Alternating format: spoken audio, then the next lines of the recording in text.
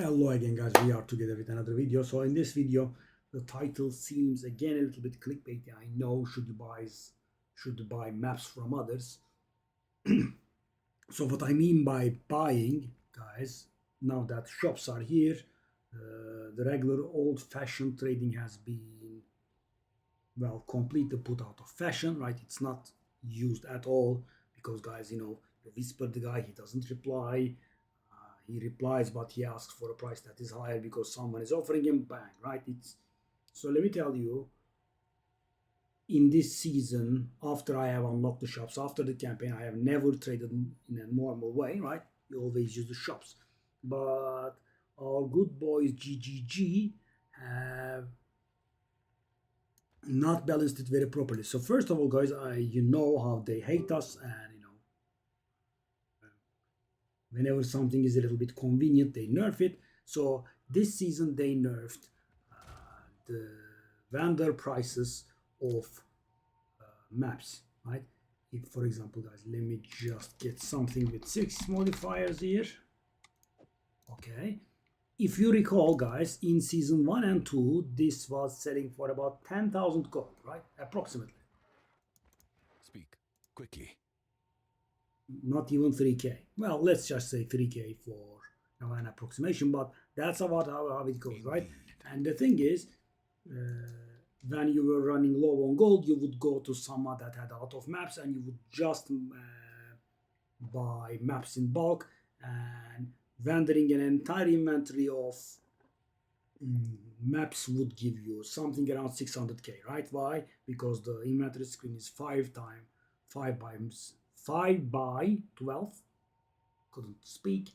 So that's 60 squares, right? 60 maps at 10k a piece approximately is 600,000, right? So you would give the guy like, a divine for maybe 120 maps or something like that, and you would get your hands on 1.2 million gold. Then you could do whatever you wanted. But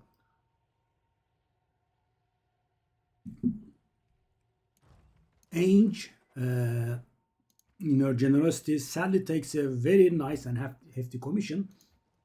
And the problem here is, so guys, when you are shopping for gear, it's not a problem, right? I mean, gear pieces are about 50,000 gold or something like that, I think.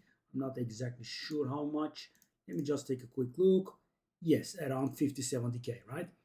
And the thing is, guys, you are not gear shopping every single second, right? I mean, you get yourself some nice gloves, and those gloves are there to stay, right? I mean, even if you are not really happy with it, you have to go over your entire gear before you come back to the gloves, right? Let's just say at least 2 weeks you are going to sit on those gloves, which means gear shopping's gold cost is kind of nothing. Why? Because, I mean, even if you pay about 500,000 for the entire gear, I mean, there will be quite some time before you are going to do that again, right? I mean, even if you have multiple characters, there is only so much gold that can take away from you. But the thing is, the maps, you are constantly doing the maps, and now I'm arriving at the crucial point of my story. The maps are insane. They cost like 30 to 35,000 gold a piece, single map. So I mean, you wanna do some bit of a magic find, right? And you wanna grab some high rarity maps from your fellow players, yeah, 350k for 10, right? And imagine you'll be doing this in bulk. So I realized that. So my gold is around 16.5 million now, but at some point it was about again 16 million, and I was running maps and constantly was buying maps from players, and also I was buying some items to flip and whatnot, right? And soon I realized I was on 13 million. Insane loss. I mean, it's not, you cannot keep it up, and it's not like you can turn your spare maps into gold now, right? Because the entire inventory used to sell for 600k, now it's 180k. Casual 70% nerf, GGG style, not even half, right? It's worse than by a factor of 3, right? It's worse compared to old times than a factor of 3, right? I remember maps selling, I don't remember the exact amount, but I remember selling maps at more than 10,000 gold a piece, right? And as far as I can tell, there is no good source of gold. I mean, You could bring 3 gold find tablets to that unique map castaway, but how many castaways will you find? Or you can, cleanse some areas. In cleansed areas, there will be maps with, obscene amounts of gold find. Combined, those will, set you straight for a while. But if you constantly buy maps and if you constantly do maps, you are gonna run out of gold. So I would say the correct answer to this question would be it's okay to sometimes buy maps from players. So, for example, guys, if you are going to Magic Find and let's say you are going to buy 120% rarity maps, you can perfectly craft them yourself. So, that's a bit of a trade off that you have to decide, right? I mean, those maps would be, let's say, 120% rarity maps because if you go higher, they do go up in price. 120% rarity maps would be about 1 chaos each, and you can actually craft them perfectly yourself by using this woman, I think. Yeah. So, and also the way to properly craft a rarity map for yourself is not maxing its modifiers and then slamming this on it. It's not the way. What I actually do is you slap 5 modifiers on it, right? Leaving 1 modifier open, right? Then you slam this, right? And then you use this one to desecrate the waystone because, guys, in the 10 new things in the patch 03 video, I told you this if you recall, or if you have watched it, I will just repeat myself again. The desecrated waystone, this desecrated modifiers, right, the abyssal modifiers, the seasonal map modifiers, give much more of whatever it is that you want them to than the regular modifiers, right? Because right now we have up to 6 modifiers on a map, and they all provide, pack size, rarity, magic monsters, rare monsters, that sort of stuff, right? Not all of them provide all of them, right? Everything provides some of those, right?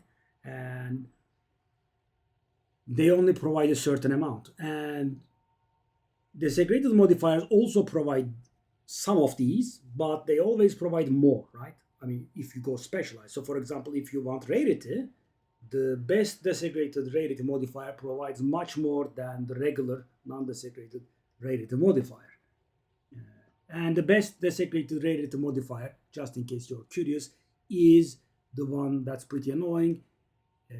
Players lose 3% movement and skill speed per every skill used recently. Recently refers to the last 4 seconds, if I recall correctly. It might be 5, but I remember 4. Could be wrong. And using your Atlas points, that can also be improved to 4%, which is horrible, right? I died like that once. Yeah. I mean, you should not be crazy spamming your skills. Anyway, so as I said, you get a map with 5 modifiers on it, you slap the omen on it, then you desecrate it, and then you try to unveil the modifier I told you. And of course, if you are going to craft these mass, you should also know the second best and third best modifier so you can pick them when the right one doesn't show up. And this would safely arrive at a 120% ish rarity map, and then you'll be doing, if you can handle delirium, you are going to do triple liquid greed. That will add another 24% rarity, and tada, you have about a 150% rarity map. And just for your information, around 150% rarity maps sell for 5-6 chaos each, so you could also do this to your profit, right? Because you should be sitting on a lot of maps. You take the map, you do what I said, you exalt it all the way up to, I mean, you can just elk and do 1 exalted on it, then do the omen,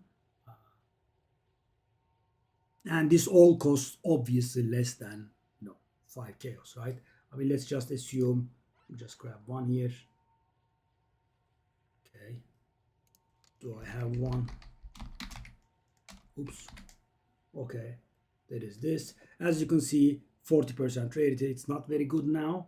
So let me take 1 of these. show you this. So we are expecting something about the neighborhood of 100% here. 97, not bad. Now we desecrate it, go to the well, and doing these one by one is pretty ghastly because there is all that animation. But if you desecrate multiple things at once, you don't have to wait for the animation. Okay. So for example, I don't know which one of these gives more rarity. Let's try this one. I know the best one is that the 3% penalty. Okay. And it actually gave 0 rarity, sadly. And now I can do the delirium on it. Triple greed. Yep. So if I didn't pick anything that was giving 0 rarity, then I would have had a much better map in my hands. I did dabble with the Waystone drop chance maps, but not with rarity. I only know the best one there is. I don't know which others are good. So, I mean, provided I hit at 20 to 25%, we could have it that much. But even then, this I would say would be worth something. Let me see. Yeah, 2 chaos. I mean, we could go a little bit higher maybe. This modifier is useful as well. Yeah, I mean 3, 4 chaos maybe. So what does this cost?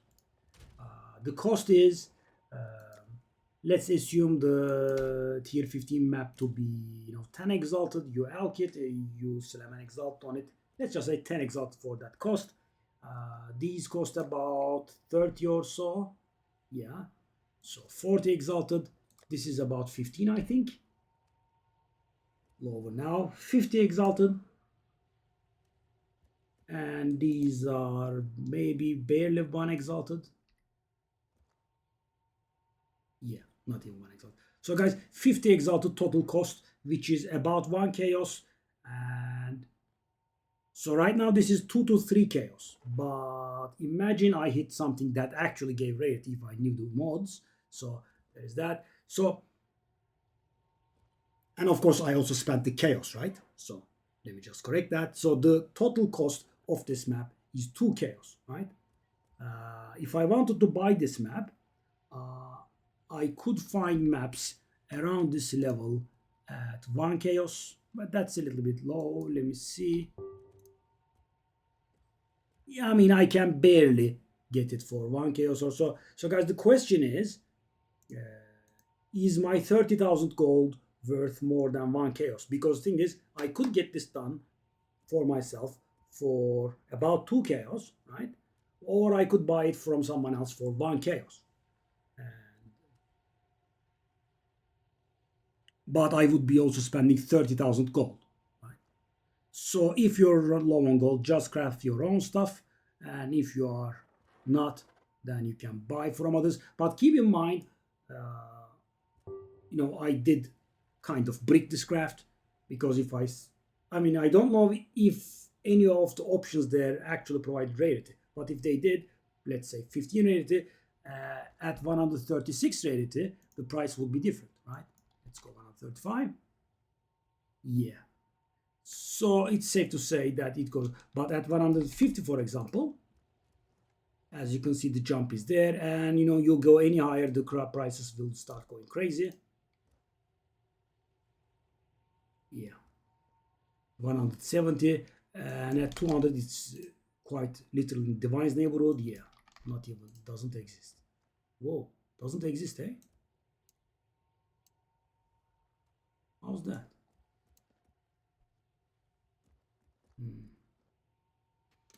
Yeah, I thought it would go higher.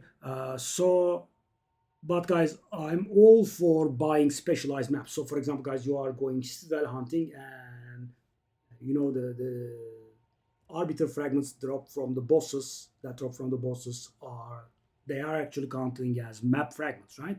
So if you have a very high Waystone find, then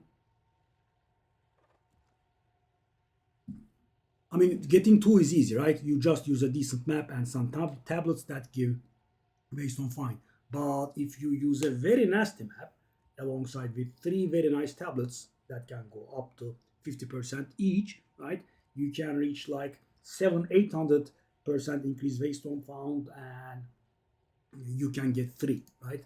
Let me show you some example maps. I have dabbled in that one, so I know that one a little bit better.